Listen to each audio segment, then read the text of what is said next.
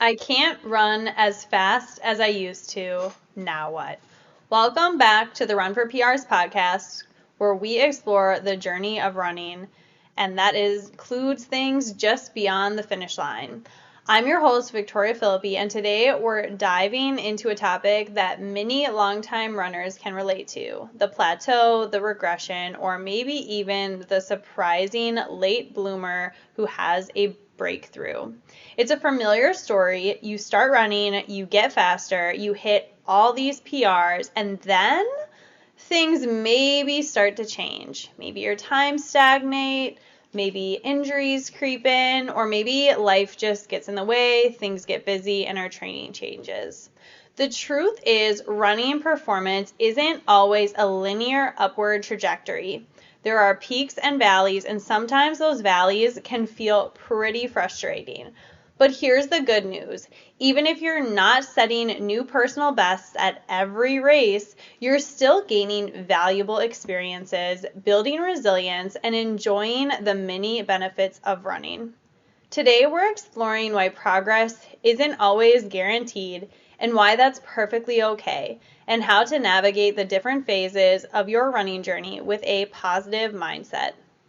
Let's dive into the main 6 talking points today that will help you understand and embrace the evolving nature of your running journey. First, the plateau is normal. Everyone hits a plateau at some point, and it is a natural part of the process when you train for longer periods of time. Don't get discouraged. It's an opportunity to reevaluate your training and find new ways to challenge yourself. And I thought this was pretty interesting just in terms of the plateau. A lot of people will come to us for coaching once they hit a plateau. Sometimes people come before, but I think sometimes people, they get really frustrated when they hit a plateau. And Jason and I, as athletes, have also had our fair share of plateaus in the sport of running. And it's something that happens to a lot of athletes at some point in their running career, especially the longer that you've been running, the higher the chances are that you're hitting a plateau in terms of your speed, performance, endurance. And there's a lot of things you can do to break through them, but I find that the more that you have and the longer that you've been running, the longer some of these plateaus might last, and they also might come a little bit more frequently. So, Jason, do you ever have athletes that you work with who are in a plateau and within a few months you're able to get them to break through that plateau? And tell me a little bit about that experience. Yeah, I think a plateau can look different for many athletes. You may be thinking of a most recent example for yourself even. So I'll share maybe one or two that come to mind for athletes that I coach. One would be someone that's pretty much running year round, like 40 miles a week. So they're doing 2 to 3 marathons a year, and their times just don't seem to be improving. And so this is a fairly common, I think, example for runners that really just love signing up for races, maybe traveling, doing these world majors, and maybe they are just unable to get the times that they want, right? They're still stuck in this maybe 10 to 15 minute range. They're not having that breakthrough. And so for that particular athlete, yes, having them sort of take a step back, reevaluate what is their long-term objective, and trying to help them see that we need to change something, right? In order to elicit a new response, we got to adjust. So maybe it's taking a season off from marathoning. Maybe it's focusing on some 5K work. It could be lowering your mileage. A lot of different variables there at play.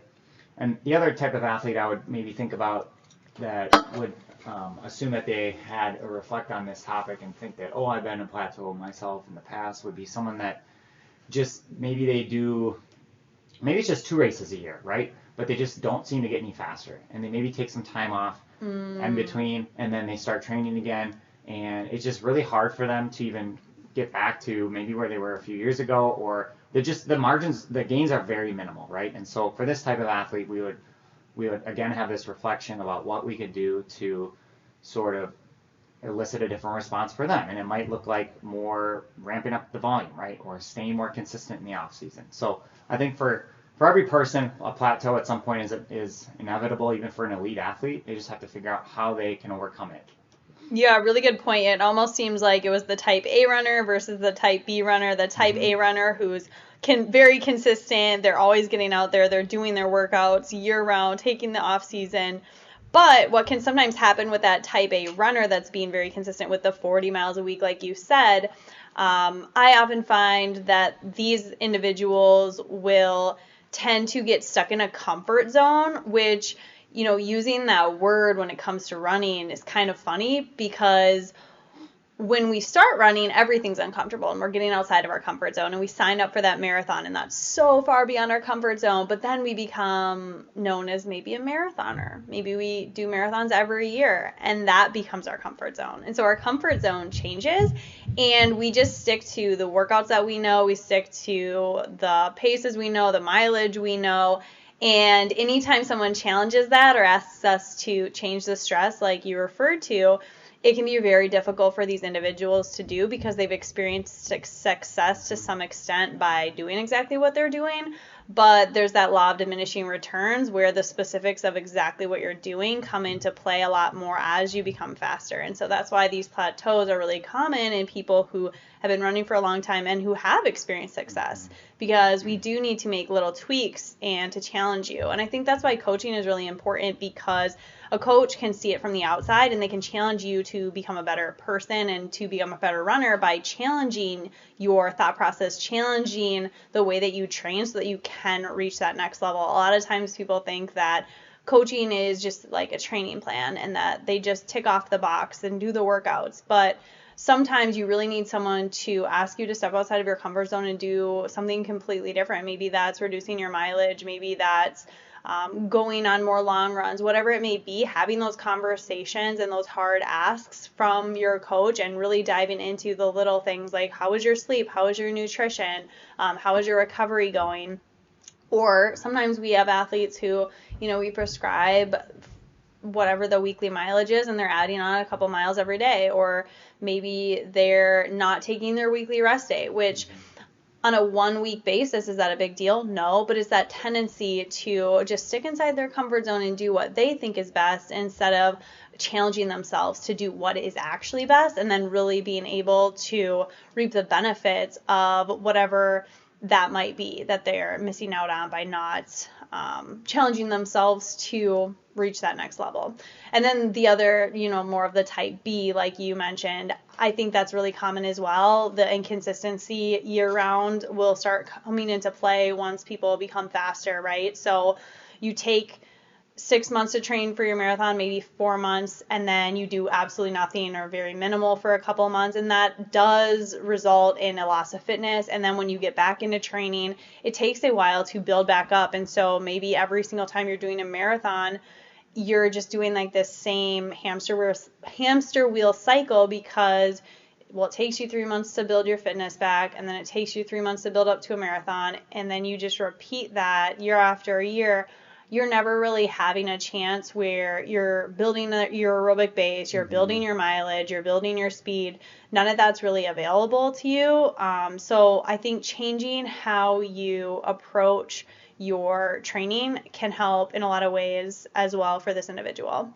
So the next big thing that causes a plateau is that life happens. And so this one's not really training specific where we're diving into the nitty gritties of maybe you need to run more, take more rest days, or whatever it may be. It's just that life happens to everyone.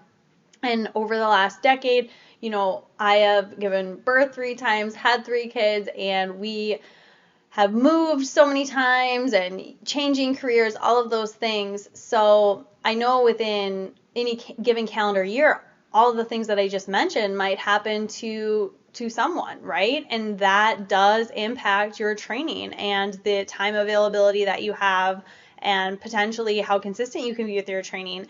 And so it is really important to be flexible and adapt your training to fit in your current lifestyle. I think the biggest issue that crops up is sometimes people will have a life change and then they try to force the training that was working before. And so there's sometimes that like spiral of burnout, or this is sometimes where you see a regression in fitness despite quote unquote training hard because you're racing your training or maybe you're overtraining. Yeah, I really like this part about adapting your training to fit your current lifestyle. Mm-hmm. You know, we've observed a lot of runners over the years, and I think there are a handful of athletes that we have noticed they do a good job with this, right? Like they Mm-hmm. still continue to run, still consider themselves a runner. They maybe don't do races, or maybe they do them just for fun. And we've also known a lot of athletes that just kind of quit altogether, right? Right. And so just not allowing yourself to be so black or white, I think, is important, especially if you have long-term goals that you want to come back to, because it could be very difficult if you allow these things that happen in your life to be the reason why you just kind of give up Mm-hmm. for several months or several years. And we do see it quite often, and it's something I wish more people would just reflect on and think about. Okay, I don't need to be running 5 to 6 days a week. I could just Mm-hmm. get out for 2 runs a week of like 20 to 30 minutes, and not only would that be enough to maybe just keep my legs from like getting really sore and tired when I do ramp up, but that's going to be a good stress outlet for me to have, right? Because I need that Right. break. So it's sort of like a lifestyle, right? Making it part of Mm. your lifestyle, and obviously we've done other podcasts on like how to make it a part of your routine and everything. So, thinking about it from that lens, I think is really important. Yeah, and I think just dropping the expectations and the comparison to the past. I feel like I've said this on previous episodes, but when you do have a major life change like that, and maybe you go from running 6, 7 days a week down to 3, 4 days a week, it can be really tempting to compare yourself to the past. But it's really important to remember that we aren't going back to the past. Life changes, there's ebbs and flows, and the only constant in life is change. And so you just have to be in the present moment, in the present day, and try to find a new focus for your training. Maybe it's not about hitting lifetime PRs in this season. Maybe it's just about, okay, let's do a time trial, see where we're at today, and then maybe we can reassess in a couple of weeks. And you almost have to give yourself that beginner's mindset and completely forget about your prior accomplishments, because it's not going to do you any favors to have something hanging over your head all the time trying to meet that expectation if it's just not realistic in this season. I know there's a couple runners in the Minneapolis area that are coming to mind, who maybe Pete Miller, for example, he is the owner of Excelsior Running, and I know he used to be a really elite marathoner back in the day, like in the 220s, correct Yep. me? Yeah, in the 220s, and now, as a store owner, he has older kids, and he's probably been a runner for what, 30 plus years. And I frequently see that he'll do the Twin Cities Marathon and do it anywhere between like a 3:30 to 3:15. And I really look up to that, because that says a lot that you're just going out there to enjoy things, and you're not letting your prior reputation or your prior performances keep you from participating in events and participating in something that you love, even though your fitness isn't the same, or your fitness isn't up to par with maybe other people your age who are in a similar circle as you. Because I'm sure there's a lot of people that he used to run with back in the day that are still competing at a quote unquote really high level, like in the 2 sub 3 hour range. And I think it's really cool to continue to do things that you enjoy and not allow yourself to constantly be comparing to the past. And so the next thing, kind of leading into that, is the aging athlete. And I know in the past we've done some posts on this on social media, and I know it can be a really touchy topic, especially in the world that we live in, America. And I think our culture in general just really doesn't like to talk about topics like death and aging. You can see it everywhere in our culture. We tried so hard to avoid aging. I mean, I'm guilty of it, right? Like dyeing your hair to not have the gray hairs, and the fillers and Botox and all of those things. But inevitably, our bodies do change as we age, and it's important to adjust our expectations and training accordingly and focus on maintaining fitness, preventing injury, and enjoying the process. So one thing that's really important, here's a really good example. There's two different athletes, right? I'm going to use you as an example, Jason, and then I'm going to use someone like my mom. So Jason started running when he was 12? Yeah, 13. 13, and you ran a 4:14 mile when you were what, like 22? Yep. 22 years old, 4:14 mile. So Jason is now almost 40 years old, and I think it's safe to say that if you trained as hard as you possibly could right now, your body has changed in a way, just sheer speed and power decline a certain percent every year after, 30? Right. And there's science there. I mean, these are scientific studies that are all available for people to kind of look up. And if you were competing at a very high level when you're in your 20s and 30s and you're reaching really close to what your capacity really was, I mean, realistically, how much faster than the mile could you get if you're already 4:14? Some people do a sub 4, but you were so close to what the potential is, maybe even hitting your exact potential. And so as you get older, it's going to be really hard to bring that out if you've already hit it in your 20s and 30s. And so that's really important to know, because if you are someone that is kind of aging, but you've been running for an extremely long time, you might experience more of a decline than the other example that I'm going to give. So my mom started running when she was 49. She did her first 5K when she was 50.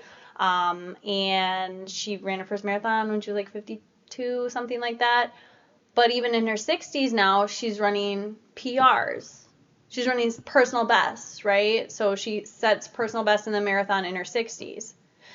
And so those are examples of two different athletes. My mom didn't run in her 20s or 30s. We don't know what she was capable of, but a lot of people who get into running, they start in their 20s, 30s, 40s. And so you have a really long period of time to capitalize and to continue to get faster. So what I'm not saying is that, you can't PR after a certain age. I'm just saying maybe look at your background a little bit and make sure that you realize that plays somewhat into the picture, right? If you were training at such a high level in your 20s and 30s, yes, of course, you can still run a faster marathon time in your 40s, but there does become a tipping point that occurs if you have been training at a very high level for decades, somewhere in your 40s or 50s. Eventually, age does occur. But I'm not saying that's going to happen to everyone. So if you started running a little bit later and you haven't really tapped into your full potential, and you'll know if you have or not,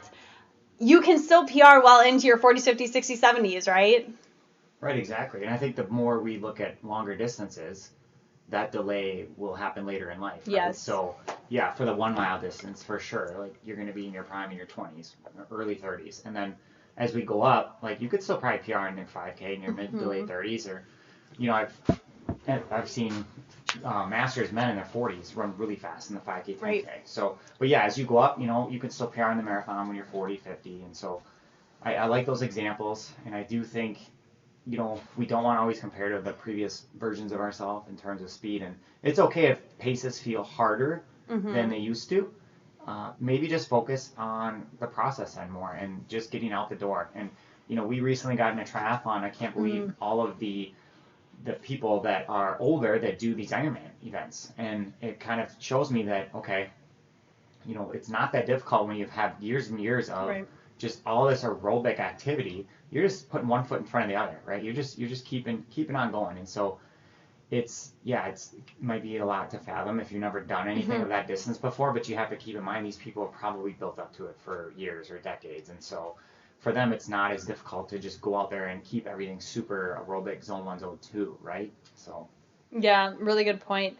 And aging is not a bad thing. It's great because it shows that you're wise and you learn a lot from that. I mean, I think even just if you don't have as good a fitness as you're getting older, you still might be able to run a faster time simply because you're maybe mentally tougher, right? So there's that whole additional benefit to getting older is that you're wiser, and that can actually help with your training, listening to your body, pacing correctly, all of those things.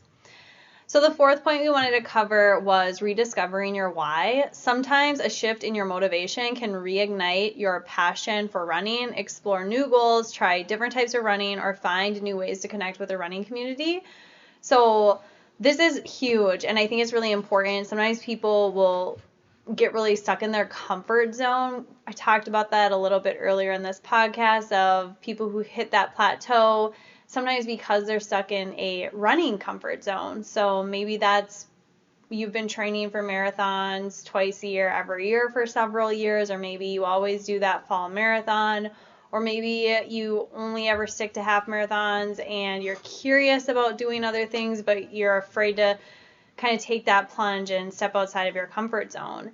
And it's really important to rediscover what your why is and to always remember that you have permission to change. Maybe something that used to excite you, like running marathons, just kind of doesn't really seem like it's doing it for you anymore. And we also have to remember that a lot of us started running because it was uncomfortable and we were stepping outside of our comfort zone. And I think along the way, sometimes people forget that we get enjoyment from growing, we get enjoyment from doing something that's challenging. And when we're stuck doing the same races and the same humdrum over and over again, it can almost be handicapping our ability to grow as individuals. And so I like to use running as a place of personal development. And if I'm doing the same workouts year after year, training for the same races year after year, I feel like I'm stagnating as a person. And so that's why I decided to pick up skate skiing and also triathlon, because I felt like it was allowing me to step more outside of my comfort zone and to really grow as an athlete, which trickles into other areas of your life. And so if you're someone who feels like you're just stuck kind of in that same humdrum, you want to break through to that next level, it might be worth exploring different goals. So maybe that is trying a triathlon, or maybe it's doing an ultra marathon or a trail race, or maybe it's doing a bunch of 5Ks or 1 mile races. And I think that's something I've been pretty consistent about throughout my running career, is trying different things and not sticking with the status quo. And I think that is what has allowed me to continue to run for such a long period of time and maintain excitement about it, because after a while, if you're doing the same thing, it does kind of get boring. Maybe that's an unpopular opinion, but I think it does resonate with a lot of people because I coach people. And so I oftentimes will hear from people who completely quit running. And you hear a lot of stories. I mean, we have a really big social media account and we get a lot of messages. And I oftentimes hear people say that they completely stopped running. And that's a real thing. And I think a lot of it boils down to, why would you stop doing something? Maybe because it's not enjoyable anymore. And the best way to make something enjoyable is to make it exciting and do something new. Yeah, exactly. Really well said. Like, that's why we got into it in the first place, right? Was that challenge, whether it was challenging yourself to run a certain pace or a distance, right? And once you conquered that, years later, whatever, it maybe just became not as fun. So you gave a lot of good examples of what we've done over the years to keep us kind of energized and motivated. I know when I focus on triathlon, it gets me a little bit more excited to go back to running. And I had another athlete I coached recently who, after a couple of years of not really improving on his times, I think he just decided he wanted to just run easy for a long time and run races for fun and put zero time pressure on any sort of goals that he had. And so that was kind of his way of still staying consistent, but just really just taking away some of the stress and worry that comes with overanalyzing workouts and like race, the kind of shape he's in for races and stuff, and setting goals for those races. Yeah, and there's power in consistency. So the fifth point is the power of consistency. Even if you're not getting faster, just consistently showing up and running offers so many health benefits and even mental health benefits. So we can celebrate that as a victory. And sometimes as runners, we might be listening to this podcast and hearing the example you just shared, and maybe we secretly judge that individual. And that's kind of harsh to admit, but I think some people do judge others for that. And it's like, why are we judging what other people do? Maybe it's because you want to give yourself permission to do the same thing. Maybe you just want to take the pressure off, and maybe you just want to enjoy the consistency of showing up. And that's okay to change your goals. Don't let the pressure of what society or other people, or even what, maybe that voice inside your head that's putting way too much pressure on you to do some of these races, is telling you. Maybe you just need to focus on that consistency and remember that most people aren't just going out and running quote unquote fun half marathons on the weekends. And that in and of itself is a huge accomplishment. And sometimes I think we get so wrapped up in the running community, so wrapped up in what everyone is doing, that we lose sight of that. We forget that just simply, even if you just go and do the 13.1 or the 26.2 at an easy pace, that is a massive accomplishment. Even if you just do a 5K for fun, that's still amazing. Most people are not getting up and running every day. And so I think reconnecting with just the simplicity that is, hey, you're a runner and you can on any given day just go out and run. That is an amazing accomplishment, and kind of give yourself a pat on the back for that. And not be so hard on ourselves. Yeah, I think being consistent, year after year, that is very challenging, right? For a lot of adults. And, the type A runner, maybe not for them, but for other people that have these other things kind of get in the way that we've already discussed, it can be really hard. And so, yeah, I like how you gave some examples of ways to maybe spark some motivation, maybe just like signing up for an event if you think that could help you with being consistent.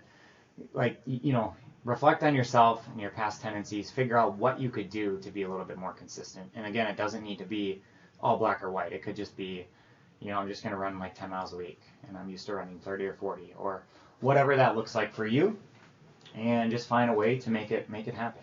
Absolutely. And then the final point is finding joy in the journey. So running and any endurance events or physical fitness challenges, it's a lifelong journey with ups and downs. Focus on joy in the moment and the running community and the personal growth that will come with any of the challenges you face.